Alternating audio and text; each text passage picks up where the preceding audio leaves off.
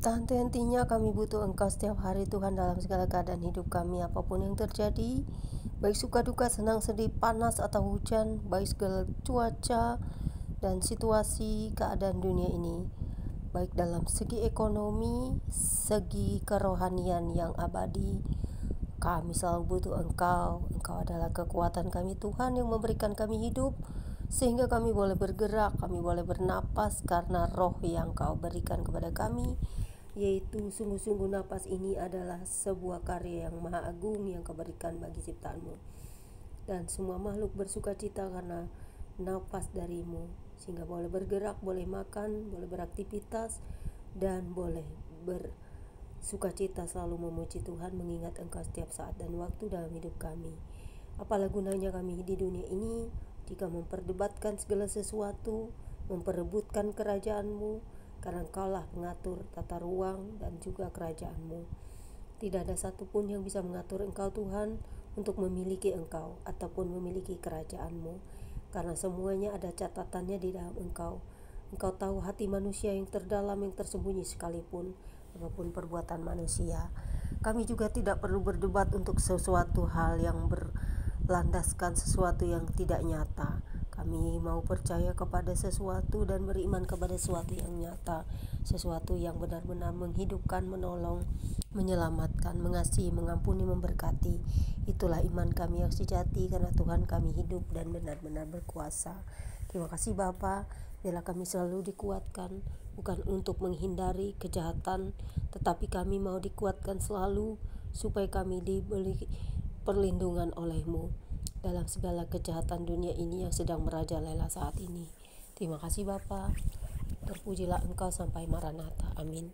Pembacaan Alkitab di siang hari ini, ya Roh Kudus, terambil dari 1 Tawari 20 ayat 1 hingga dengan ayat yang ketiga. Terangi hati dan jiwaku ya Bapa, Roh Kudus, dan Tuhan Yesus, yang berbunyi demikian. Terdapat juga di kitab 2 Samuel 12 ayat 26 hingga 31.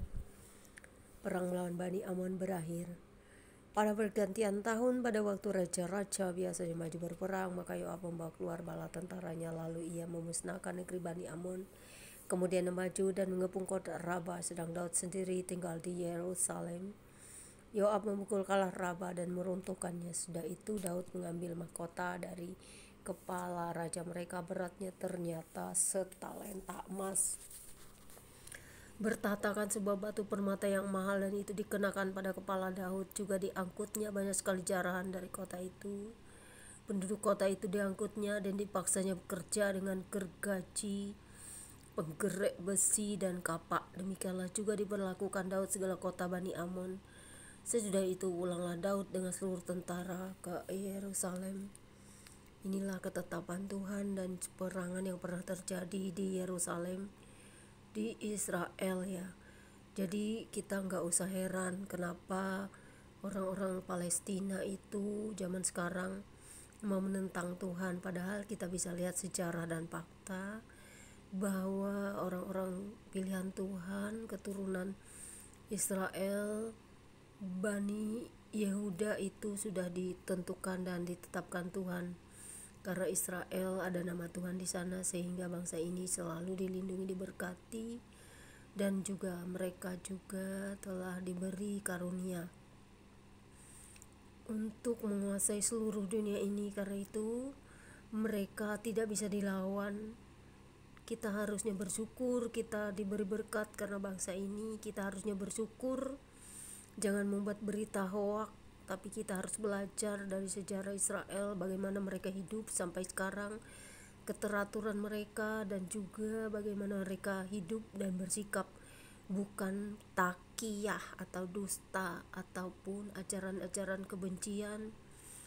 Karena Israel itu hidup, Tuhannya hidup, maka mereka ingin kehidupan, bukan seperti Bani yang suka menjarah ataupun membunuh ya.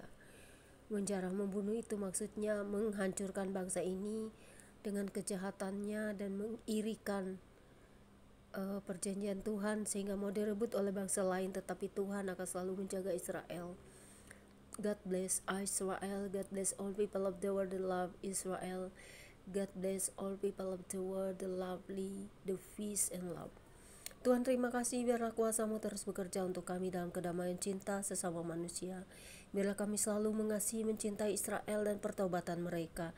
Jika mereka dari pemimpinnya ada bersalah, kasihi dan ampuni dia Tuhan. Begitu juga dengan pemimpin negara kami yang bersalah. Agar semua ketetapan-Mu terjadi di muka bumi dan keadilan-Mu terjadi.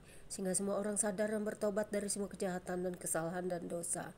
Sehingga semua, biarpun mereka para pemimpin-pemimpin kekayaan di dunia ini, pemimpin-pemimpin global, elit global, kiranya Tuhan memberikan mereka hati kasih dan juga terhadap sesama.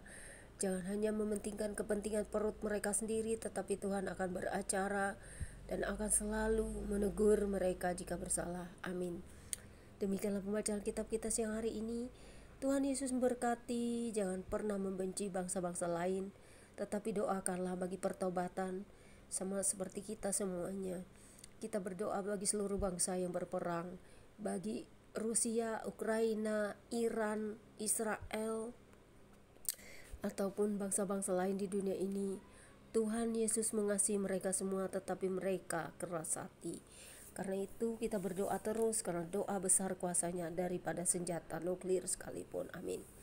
Terima kasih Tuhan. Demikianlah pembacaan kitab kita. Tuhan Yesus mengasihi Anda dan saya. Amin.